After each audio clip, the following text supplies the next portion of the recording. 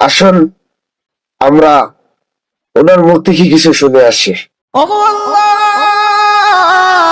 ওগো মালিক, তুমি ছাড়া তো আমাদের আর কেউ নাই, তুমি ছাড়া তো আমার আর কেউ নাই। আল্লাহ গো, তুমি যদি মাফ না করো কে আমাকে মাফ করবে? তুমি যদি মাফ না করো কে আমাকে মাফ করবে? তুমি যদি আমাকে মাফ করো তাহলে তোমার কোনো দিকে কমবে না, তুমি যদি আমাকে মাফ না করো তোমার কোনো দিকে বাড়বে না।